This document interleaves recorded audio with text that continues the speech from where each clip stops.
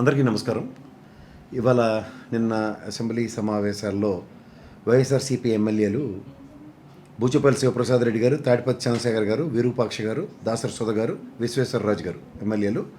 Question number 169 అడిగింది ఏంటంటే 2019-24 మధ్యకాలంలో లబ్ధి పొందిన విద్యార్థుల వివరాలు మరియు విడుదల చేసిన మొత్తాలు ఏమిటి అని అడిగితే, అలాగే పాఠశాలకు వెళ్ళే పిల్లల ప్రభుత్వం ఏదైనా ఆర్థిక సాయం అందజేయబోతోందా అన్నది ఒక ప్రశ్న. దాంట్లోనే ఆర్థిక సాయం పొందుతున్న విద్యార్థుల సంఖ్య మరియు విడుదల చేసిన మొత్తం ఎంత అన్నది కూడా అడిగిన ఈ 4 ప్రశ్నలకి వాళ్ళు ఇచ్చిన సమాధానం ఏంటంటే, ప్రభుత్వం తల్లికి వందనం అనే కొత్త పథకాన్ని రూపొందిస్తుంది. దీని డేటా అండ్ మార్గదర్శకాలు అవన్నీ డౌన్ ద లైన్, అంటే ఈ అకాడమిక్ ఇయర్కి ఇవ్వట్లేదు, నెక్స్ట్ ఇయర్ ప్లాన్ చేస్తున్నామని చెప్పారు. ఇదే ప్రశ్నకి సమాధానం గత 4 సంవత్సరాలు 5 సంవత్సరాలు బట్టి వైఎస్ఆర్సీపీ గవర్నమెంట్లో చూసుకుంటే, ఈనాడు పేపర్ లాంటిది ప్రైవేటు నుంచి ప్రభుత్వ బడుల్లో చేరిన వారు 1,91,152 మంది, అందులో ప్రభుత్వ పాఠశాల నుంచి ప్రైవేటు పాఠశాలకు వెళ్ళిన వాళ్ళు 35,722 మంది. అంటే టోటల్గా ప్రైవేట్ నుంచి ప్రభుత్వ పాఠశాలలో 1,55,430 మంది చదువుతున్నారు అన్నది డేటా ఇవ్వడం వలన, అంటే ఆ అకాడమిక్ ఇయర్స్లో అంటే దగ్గర అమ్మఒడి అనే పథకం 20, 21, 22, 23 సక్సెస్ మాడ్యూల్లో వచ్చింది. సో దీని ప్రకారం చూసుకుంటే 4 ఏళ్ళలో వాళ్ళు సంపాదించిన అమ్మఒడి పథకం త్రూగా 1,55,000 మంది ప్రైవేట్ బడుల నుంచి బడిబాట పట్టారు. అది ఎప్పుడు 19 and 20 ఇయర్కే. అంటే అమ్మఒడి పథకాన్ని జస్టిఫై చేసే క్రమంలో అకాడమిక్ ఇయర్ 2021 కల్లా ఎంతమంది బడిబాట పట్టారు అన్నది విత్ స్టాటిస్టిక్స్తో మా వైఎస్ఆర్సీపీకి ఎగనెస్ట్గా రాసే వార్తలు రాసిన ఆ పేపరే అంత మెచ్చుకోలుగా మాట్లాడింది. అంటే విద్యా ప్రమాణాలని నాడు నేడు స్కూల్ త్రూగా, నా ఎప్పుడో సిన్హా కమిటీ గురించి చెప్తూ ఉంటాం అందరూ 10 సార్లు, 10 లక్షల మందిని బడిబాట పట్టించి she's an reformer as far as education systems child labour అన్న దగ్గర చూసుకుంటే 24 లక్షల పైచీలుక దగ్గర 35 లక్షల మంది పిల్లల్ని బడిబాట పట్టించిన మరి జగన్మోహన్ రెడ్డి ప్రభుత్వాన్ని మరి ఏమని చెప్పాలో నాకైతే అర్థం కావట్లే. సో దీస్ థింగ్స్ నాడు నేడు స్కూల్ పరివర్తన అంటే కులం చూడడం, మతం చూడడం, రాజకీయాలు చూడడం అని చెప్పిన స్లోగన్ ఎంతవరకు యాప్ట్ అంటే, కుల మతాలకు అతీతంగా ఇప్పుడు గతంలో సంక్షేమ ఫలాలు అన్నవి మీరు గమనించగలిగితే అత్యంతం 1,54,00,000 మందికి దగ్గర రేషన్ కార్డులు ఉన్నాయి, వైట్ రేషన్ కార్డ్స్. ఇవాళ ఈ సంక్షేమ లబ్ధి ఫలాలు అందుకున్న మొత్తం ప్రజల్ని కనుక మీరు అత్యంతం గమనించగలిగితే ఆబ్వియస్గా ఆయన కులం మతం చూడకుండా చేసిన రాజకీయమే కదా. తర్వాత ఏ పుస్తకాల పట్టుకుని పిల్లలు చదువుకునే బడిబాటలో వాళ్ళైతే ఓటర్లు అయితే కాదు కదా, వాళ్ళ ఎడ్యుకేషన్ సిస్టమ్స్ని రిఫార్మ్ చేయడానికి ఒక ఇంగ్లీష్ మీడియం కాన్సెప్ట్ కానీ and Byju's CBSE curriculum, IB కరికులంతోనూ సిబిఎస్ఈ సిలబస్ని ఇంట్రడ్యూస్ చేస్తూ బైజూస్ ప్రోడక్ట్ అనే ట్యాబుల్ త్రూగా పిల్లల్ని చదివించిన విధానంలో ద రిజల్ట్స్ అక్రాస్ సమిట్ త్రూగా కూడా మనం ఏ విధంగా పిల్లలు ఇంగ్లీష్లో మాట్లాడగలిగారు చూసిన తర్వాత కూడా ఎడ్యుకేషన్ సిస్టంలో ఒక టార్చ్ బేరర్గా నిలబడిన జగన్మోహన్ రెడ్డి నిజంగా రాజకీయాలు అనే దానికి అర్థం పరమార్థం మార్చి చేసాడని చెప్పుకోవచ్చు. ఈ వస్తే నేను రఘురామకృష్ణరాజు గారు మాట్లాడుతూ ఋషికొండలో సమాధి కట్టుకున్నాడు అన్నట్టుగా మాట్లాడారు ఆ కోణంలో. ఎందుకంటే గత ప్రభుత్వంలో కూడా మేడ నుంచి దోకాల లేని బిల్డింగ్లకి దృశ్య రూపాలు చూపించారు అన్న దగ్గర కొన్ని టెంపరీ బిల్డింగ్స్ ఏవైతే పక్కాగా కట్టారో వాటిల్లోనే మనం పరిపాలనా సౌలభ్యం కోసం సచివాలయం కానీ సెక్రటరియట్ కానీ అండ్ శాసనసభ కానీ అలాగే మీరు గమనించగలిగితే హైకోర్టు భవనం కానీ ఈ టెంపరీ అయిన పదం తప్ప అవైతే శాశ్వత భవనాల కిందే ఈరోజు దాకా గత ఆల్మోస్ట్ 8 years బట్టి దాంట్లోనే మనం పరిపాలన సాగిస్తున్న ఉదంతంలో ఈరోజు మాట్లాడుతున్న మాటలు ఏ విధంగా ఉన్నాయంటే హద్దులు దాటిపోతున్నాయి.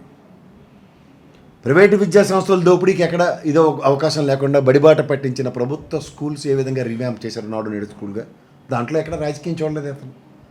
నిజంగా సమాధి కట్టుకోవడం, రఘురామకృష్ణరాజు గారు అన్నట్టుగా శాశ్వత సమాధి కట్టుకుందాం అంటే రాజకీయానికి కొత్త వితరణ చూపించినప్పుడు సమాధులు ఏ ప్రాతిపదికగా ఉంటాయి. అలాగే ప్రభుత్వ కార్యాలయాల చుట్టూ తిరగకుండా గ్రామ స్వరాజ్యాన్ని ఆ రోజు తీసుకొచ్చి చూపించాడు కదా సచివాలయ వ్యవస్థలుగా. ఇప్పుడు ఎన్ని అప్రహెన్షన్స్ ఉన్నాయి, అప్పుడు ఏ విధంగా వాళ్ళు మరణ సర్టిఫికేట్ కానీ లేదా జన్మ సర్టిఫికేట్ ధృవీకరణలకు కానీ ఎంత పని సులువైందో ఒక 50 ఏళ్ళకి ఒక వాలంటరీ వ్యవస్థలుగా దాన్ని ఏ విధంగా పరిరక్షించారో విత్ ప్రాక్టికల్ ఎగ్జాంపుల్స్తో కనబడుతూ ఉన్నాయి. వాలంటరీ వ్యవస్థని ఈరోజు మీరు ఉంచారా తీసేశారన్నది అందరికీ తెలుస్తూనే ఉంది. ఒక పక్కన ఇప్పుడు రాయలసీమ ఉత్తరాంధ్ర ఎప్పుడు వెనుకబాటుతనానికి నిలువెత్తు నిదర్శనం అని గత ప్రభుత్వాలు ఎప్పుడు విస్మరించారని ఒక స్టాండర్డ్ డైలాగ్ ఒకటి ఉంటూనే ఉంటుంది ఎప్పుడూను. అలాంటి దగ్గర ఇవాళ మనం ఏ ప్రాతిపదిక మీద వాటిని డెవలప్మెంట్కి గత ప్రభుత్వం తీసుకుందో ఈ ప్రభుత్వం కూడా మీరు అసెంబ్లీ సాక్షిగా నేను చంద్రబాబు నాయుడు గారే మాట్లాడుతూ విశాఖపట్నం ఆర్థిక రాజధాని అన్న మాటలు అది జగన్మోహన్ రెడ్డి ప్రాక్టికల్గా నేను తరలించి చూపిస్తాను అన్నట్టుగా మాట్లాడడం మీకు నచ్చపోలేదు. ఎందుకు మీ పేపర్లో మీకు నచ్చిన వార్తలు ఎలా విధంగా అంటే చూడండి పంతులు గారు శంకలో పోతే కానీ తీర్థం కాదన్నట్టు మీ దగ్గర ఆ వార్త వస్తే అది బ్రహ్మాండమైన వార్త, ఒక బ్రాడర్ ప్రాస్పెక్టివ్లో ఆలోచిస్తున్న ముఖ్యమంత్రి, బట్ లార్జ్ విజన్ ఉన్న విజనరీ లీడర్ కింద మీరు దాన్ని అభివర్ణించే చంద్రబాబు నాయుడు గారు కూడా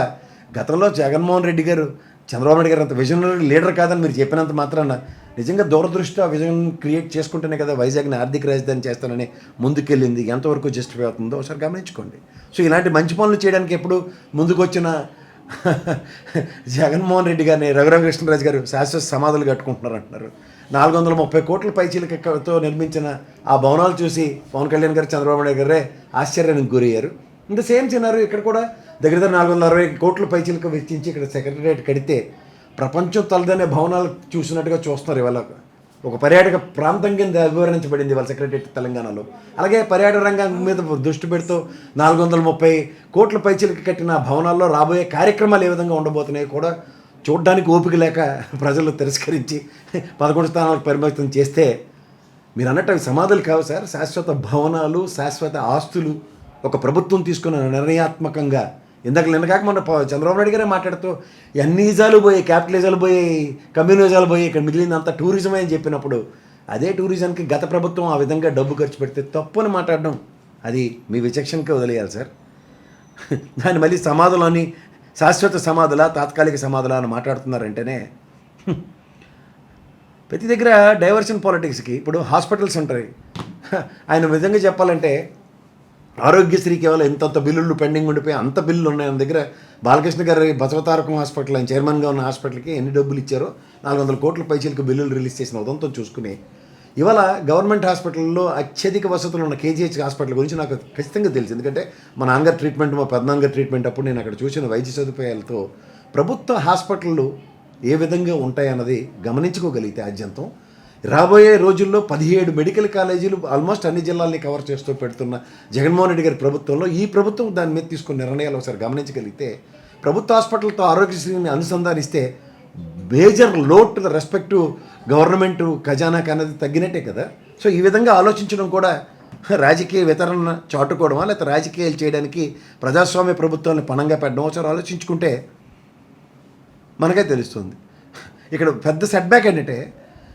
ఘోరంత చేసి కొండంత చెప్పుకునే అంత నేపథ్యం జగన్మోహన్ రెడ్డి గారు తీసుకోకపోవడం ఒక పెద్ద ఛాలెంజ్. ఎందుకంటే మీ దగ్గర ఉన్న సోషల్ మీడియా మెయిన్ స్ట్రీమ్ మీడియాలో మీకు అనుగుణంగా ఇవాళ ఒక వార్తని అబ్బా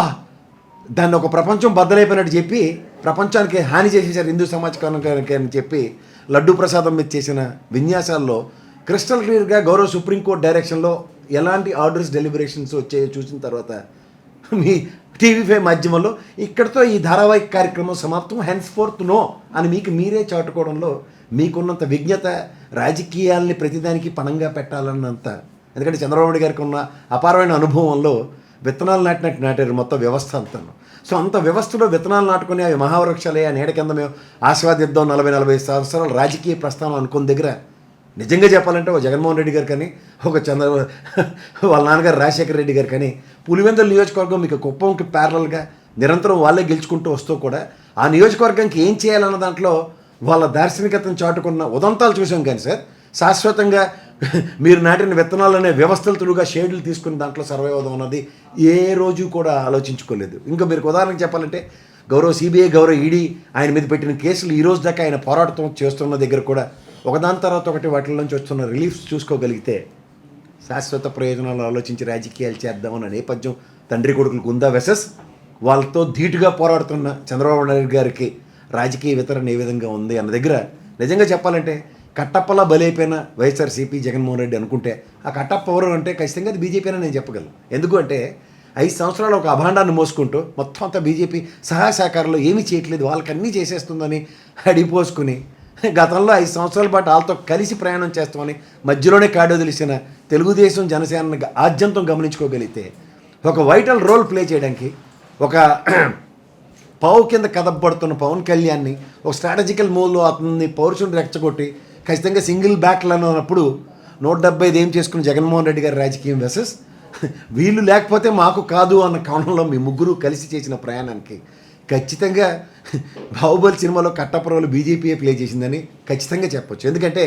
సాధారణంగా కోయిలేషన్ గవర్నమెంట్స్లో పార్ట్ అండ్ పార్సల్స్గా ఉంటూ, ఎందుకంటే తెలుగుదేశం ప్రస్థానం కనుక ఆద్యంతో మీరు గమనించగలిగితే రామారావు గారు సైతం యునైటెడ్ ఫ్రంట్ అని చెప్పి ఆనాడు ఉన్న కాంగ్రెస్కి ధీటుగా, తర్వాత మీరు తదనంతరం బీజేపీతో ప్రయాణంలో ఎన్డీఏ అండ్ నేషనల్ ఫ్రంట్ అన్నవి ఎప్పుడైతే ఏర్పాటు చేసి దాంతో ముందుకెళ్తున్న దగ్గర దేశ రాజకీయాల్లో ఒక ప్రాంతీయ పార్టీ ఔన్నత్యాన్ని నిరంతరం చాటుకుంటే సర్వైవల్ అన్న దగ్గర ఆ ఆప్షన్ మీరు ఎక్స్ప్లోర్ చేసిన దగ్గర జగన్మోహన్ రెడ్డి అనే వ్యక్తి without exploring the options top priority is my state అని, ఉదాహరణకి స్టీల్ ప్లాంట్ విషయం కూడా తీసుకుంటే స్టీల్ ప్లాంట్ రాష్ట్ర పరివ్యూలో లేకపోయినా సరే కేంద్రాన్ని ఎదిరించడానికి in case in the worst case సినారియోలో స్టేట్ దాన్ని రన్ చేసుకోవడానికి కూడా ప్రజల ముందు ప్రభుత్వానికి గౌరవార్థం ఆనాడు ప్రధానమంత్రి గారిని ఎదిరించిన విధానం. సో ఇవన్నీ గమనిస్తే చిన్నపిల్లల రాజకీయమా పెద్దల రాజకీయమా అన్న దగ్గర రాజకీయంలో రాజకీయంగా చేస్తూ రాజకీయ ప్రస్థానాలు చేసుకోవడానికి జగన్మోహన్ రెడ్డి గారు ఆ విధమైన ప్రకంపనలతో కూడిన రాజకీయాలు ఏ రోజు చేయక, నిజంగా తలుచుకుంటే ఆ విధమైన రాజకీయాలు చేయడం అతనికి నల్లేరు మీద నడక. ఇంకటికి విజయసాయి రెడ్డి గారు లాంటి వ్యక్తిని దౌత్యంతో పెట్టుకుని అక్కడ నేషనల్ గవర్నమెంట్లని గేమ్ చేసుకుంటూ కనుక వెళ్తే it's a matter of fact for him. But ఆ విధమైన రాజకీయాలు చేయడానికి అతను ప్రాంతీయ పార్టీ పెట్టలేదు. ఎందుకంటే జాతీయ పార్టీలోంచి ఎప్పుడైతే బయటకు వచ్చాడో